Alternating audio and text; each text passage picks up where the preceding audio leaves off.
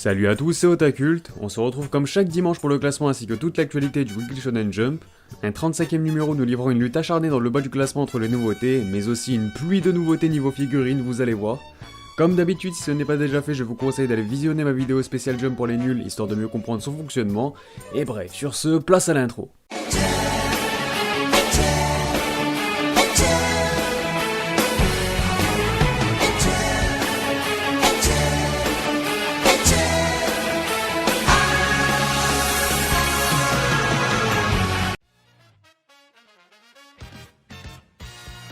On commence avec la partie hors classement. Cette semaine, la couverture du magazine revient encore une fois à One Piece, histoire de promouvoir comme il se doit le film Stampede, dont la sortie est imminente au Japon, je le rappelle. Celle-ci fait écho à la cover du Jump précédent, ne formant ainsi qu'une seule et unique illustration, et sans jet. Mis à part ça, c'est bel et bien la nouveauté Samurai 8 qui profite du LED color, c'est-à-dire des premières pages couleur du numéro avec une jolie double page. Kimetsu no Yaiba s'offre à son tour une sublime page couleur mettant en scène un personnage ô combien charismatique, c'est déjà sa 12ème de l'année, et de son côté, Dr Stone porte quant à lui son total à 11 colorisations. Voici le visuel du one-shot Kagaku Tomao no Kakutoka Tashi, dessiné par Yusuke Murata et scénarisé par Inu Korosuke. Et concernant la case absence, on connaît dans la chanson, toujours rien à signaler pour Hunter x Hunter. On passe maintenant au classement qui est composé de 14 mangas, soit 2 de moins que la semaine passée. Pas mal de séries devraient donc logiquement regagner quelques places. C'est le cas de Beast Children qui reste malgré tout bon dernier pour la 2ème fois consécutive. Il est toujours devancé par The Last Sayuki dont les heures sont plus que jamais comptées et signe son 10ème trio de fin déjà. Les choses se compliquent également pour Tokyo Shinobi Squad, même si là rien n'est encore joué. Cela dit, il va vite falloir se ressaisir puisqu'il goûte déjà pour la première fois la zone rouge. 11ème place pour Yu Kamio Let's Lose qui respire un peu mieux ces dernières semaines, même si cela est principalement dû aux mauvaises entrées en scène des nouveautés les plus récentes, ça reste un facteur positif à mettre à son actif.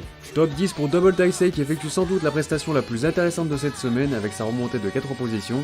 Reste à voir s'il confirmera dès la semaine prochaine, mais il échappe enfin au trio infernal pour ainsi devancer tous ses principaux concurrents.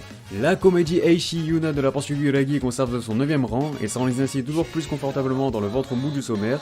Celle-ci est devancée par les acteurs d'Actej qui repartent de l'avant en remontant 3 étages, soit jusqu'au 8ème. Le milieu de tableau donc, ce qui est en général une opération plutôt convaincante sans trop être glorieuse non plus pour une série de ce genre. Milieu de tableau pour les héros de UA qui glissent de 2 positions. My Hero Academia doit donc se contenter de la 7ème place cette semaine. Un cran au-dessus, on peut constater que le rookie Chainsaw Man maintient le cap à la 6ème position pour rester ainsi ancré dans la première partie du sommaire. Une jolie 5ème place pour la comédie School Life We Never Learn qui remonte même de 2 petites positions. Des classements toujours aussi constants et réguliers qui le récompenseront sans aucun doute d'ici le bilan de l'année. Jujutsu Kaisen cède son trône et glisse du podium par la même occasion, mais il n'en est pas très loin, il reste tout de même à une belle 4ème place. Et rien ne semble arrêter Black Clover ces derniers mois puisqu'il s'offre une nouvelle médaille de bronze de plus. Et cela fait plus de 7 semaines qu'il figure au moins dans le top 5, dont 5 semaines dans le top 3. Les volleyeurs d'IQ bondissent de 8 places pour effectuer le meilleur smash de la semaine, une remarquable performance qui leur vaut la 2ème place. 7 podiums à leur actif et on ne les avait pas vus aussi haut dans le jump depuis le numéro 19, ce qui correspond à début avril tout de même. Et enfin, The Promised Neverland nous livre un brillant retour en s'emparant de la couronne, lui qui avait profité d'une page couleur la semaine passée, il en est quant à lui à 17 podiums, dont 8 top 1. On continue avec les informations concernant le double numéro 36-37, et pour rappel, les numéros des jumps correspondent à des semaines, ce qui veut donc dire qu'il n'y aura pas de jump le lundi 12 août au Japon, et donc pas de vidéo le dimanche 11 août sur la chaîne. Voilà, j'espère que c'est un peu clair. Comme souvent, qui dit double numéro dit couverture spécialement consacrée à tous les héros du magazine. Ces derniers seront d'ailleurs déguisés en pirates histoire de rendre hommage au 22e anniversaire de One Piece. Ce dernier profitera encore une fois du LED color, toujours dans l'optique de mettre une dernière fois le film Stampede en avant. Je vous rappelle qu'il sort le 9 août prochain au Japon. De son côté, Jujutsu Kaisen pourra compter sur sa 11ème page couleur de l'année, tandis que Chainsaw Man profitera quant à lui de sa 7ème. A noter que Yusei Matsui, l'auteur de Assassination Classroom ou encore Neuro le Mange Mystère, effectuera un bref retour dans le Jump en nous proposant son one-shot F-Ken. De plus, des petits chapitres bonus sur le thème de l'été seront disponibles pour certaines séries du magazine. Passons à la rubrique actualité et comme souvent on va commencer par l'actu manga. Tout d'abord, j'aimerais rectifier une information que je vous avais relayée la semaine dernière concernant One Piece et My Hero Academia. Il ne s'agira pas d'un crossover entre les deux, mais bien de 2 spin-offs respectifs pour chacune des séries.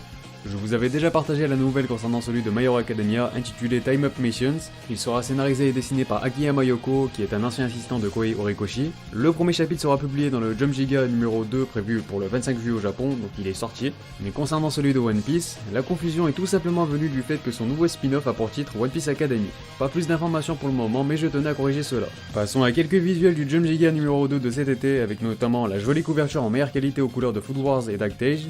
Nos cuistots favoris s'offrent ainsi 3 pages couleurs dont une double pour leur fameux épilogue, mais ce n'est pas tout, un nouveau visuel de la saison 4 a été révélé, je vous rappelle que celle-ci débutera début octobre. Ce même numéro offre en cadeau un beau poster de Samurai 8 ainsi qu'un autre couleur de la série Dr Stone, tandis que pour Jujutsu Kaisen, une couverture alternative est proposée. Et en parlant de ce dernier, le tirage total de la série en incluant les ventes numériques a atteint les 2 millions d'exemplaires. Cela prend en compte les 6 premiers tomes ainsi que le volume faisant office de prologue à la série. Pour ce qui est de la licence de Demon Slayer, le tirage des 16 premiers tomes a atteint les 8 millions d'exemplaires. Au passage, pour ceux qui douteraient encore de la reprise de la série en France, Panini a fini par accoucher de quelques tweets sur Kimetsu justement, après plus de 9 mois d'absence sur les réseaux sociaux, enfin notamment Twitter pour ce cas.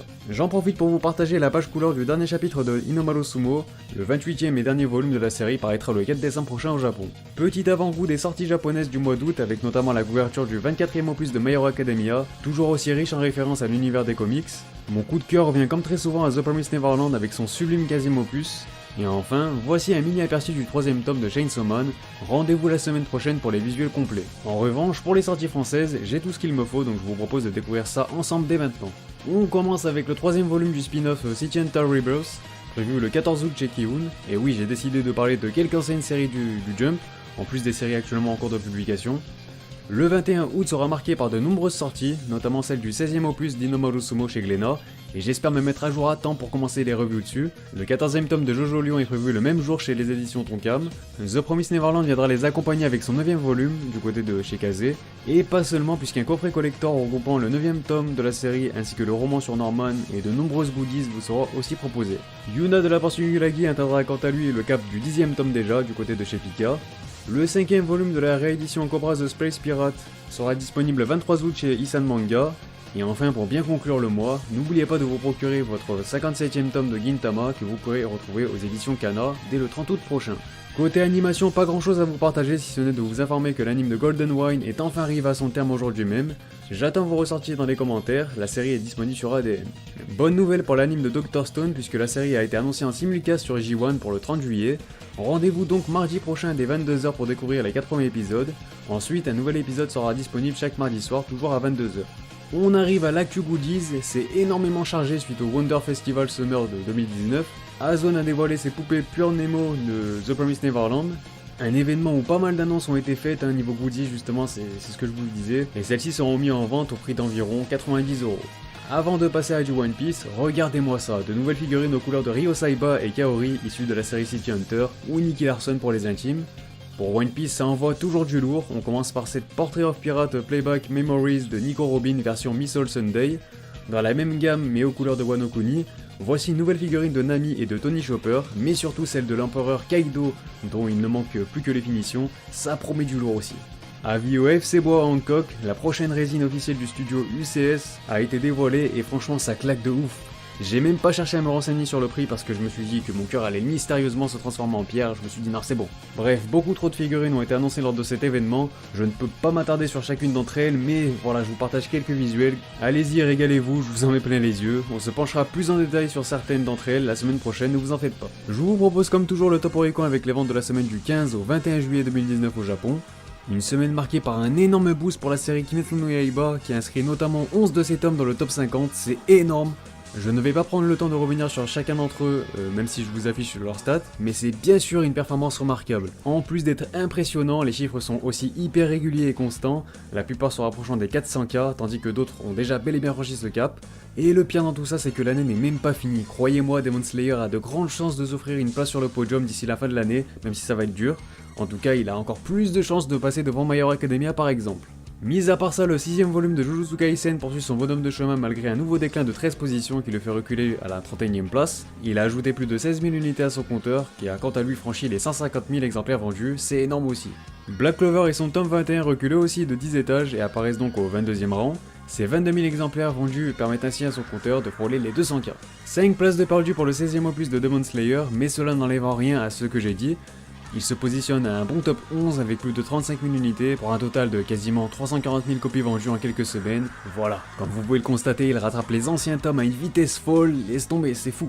Et enfin, on peut constater que le tome 93 de One Piece se maintient sur le trône pour la 3ème semaine d'affilée. Qu'est-ce que tu veux que je dise de plus? C'est le patron. Mis à part ça, je vous rappelle comme d'habitude que le top Oricon complet sera disponible dans la description. Sur ce, la vidéo est terminée, n'hésitez pas à réagir sur celle-ci et sur le classement dans les commentaires. Pensez à liker et à partager, ça fait toujours plaisir, et pour ceux qui veulent soutenir la chaîne, vous pouvez le faire sur ma page Utip en description. Sinon, pensez à vous abonner si ce n'est pas déjà fait pour ne pas manquer les prochains classements. Vous pouvez aussi me rejoindre sur Twitter, Instagram et sur le Discord de la chaîne. Bref, les liens sont en description, vous le savez. Quant à moi, je vous dis à très bientôt pour de prochaines vidéos. Portez-vous bien, et sur ce, on se reverra.